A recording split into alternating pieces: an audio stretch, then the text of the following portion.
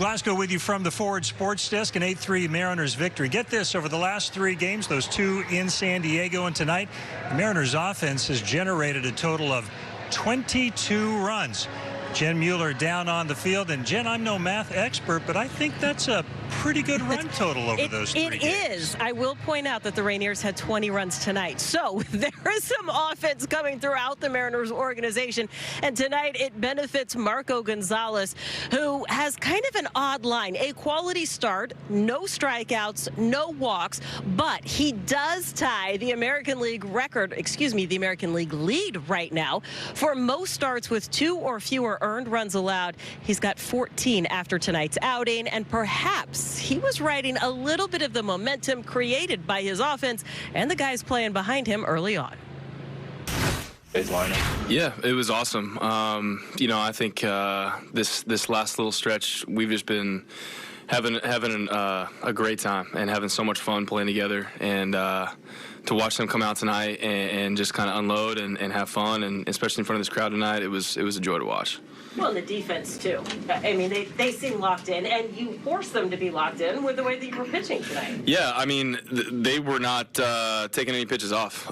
They were swinging at everything, and we were just pitching to contact all night. And JP, Gino, I mean, the list goes on and on of the plays these guys are making right now, and I'm extremely grateful because watching these guys do what they do night in, night out, it's really, really impressive. And credit Coach Bone, because he's getting the boys right, and we can pick it for sure. I know that you guys never lost face during that stretch about a month ago, but it's the first time that you're at 500 since May 4th. What's been the biggest difference in the last couple weeks? Nothing.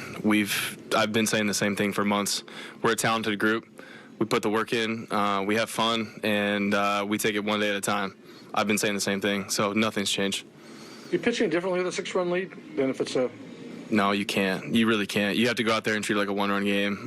Go out there and get ahead in the count, and just try to keep the momentum going in your favor.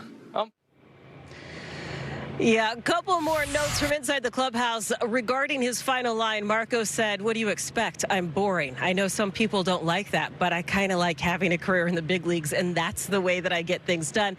It's just kind of interesting because 2 days ago when Logan started, he had just 1 strikeout, and today he told me he couldn't remember the last time that it happened in any game at any level that he'd played in.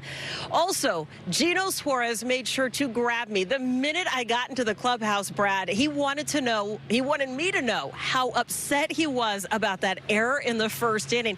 He said, "I was so mad after that. I wanted every ground ball." He said, "You saw how far it was ranging in the 9th inning. I wanted everything to come my way to make up for that one because I knew I could do better than that."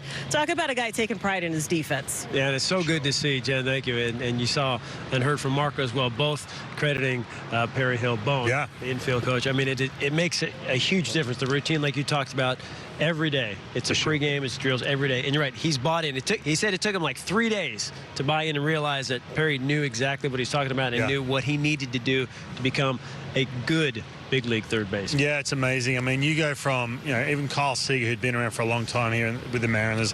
Then J.P. Crawford comes over in a trade where it was a glass half empty a little bit with him as far as his prospect status and how his career was going to go. And then all of a sudden he got around Perry Hill and things changed completely. And you can see the same with Eugenio Suarez. Yeah, it's been awesome to watch. The defense, as Marco said again, picking it behind them. They get the win tonight. Now we look ahead to game 2 with George Kirby on the mound. I think he'll have more than...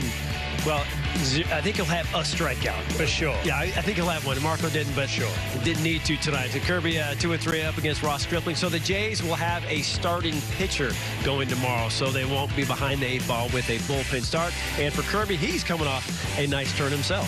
Yeah, he is. And one thing to look at, when last time he was here at home pitching against Baltimore Orioles, probably his worst outing. 4 innings, gave up 7 runs. Young pitcher, how does he bounce back? And this is exactly how he bounced back. 7 innings of 1-run baseball for George Kirby. This is what you want to see from your young pitchers. It's not a situation where they get to this point in their career and they start dealing with a little bit of doubt. Maybe the league's figured me out, or I've got to start changing the way I attack hitters.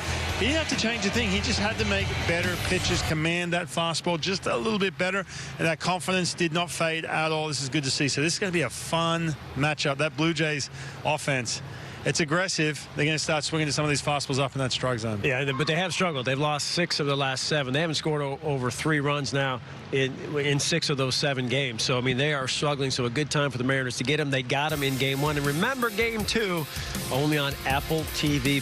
So you won't see this handsome gentleman next to me. Not until Saturday. You working with me Saturday? Oh, yeah. All right. Saturday. We're back Root Sports Saturday at 6:30. But tomorrow, Game 2, Apple TV+. Only place you can see it. And plays like this. Gurriel helping more. A little assist there. No assist needed for Cal Raleigh. And Gino as well. 3 home runs for the Mariners, 8 runs. Marco goes into the 7th, his 5th win of the year. 8-3. Mariners take care of business in Game 1. We'll see you for Game 3 on Saturday at 6:30. Enjoy the next couple of nights. We'll see you Saturday for Jen, Tom, Ryan, the crew. Brad Adams saying so long tonight. Enjoy it. We'll see you Saturday.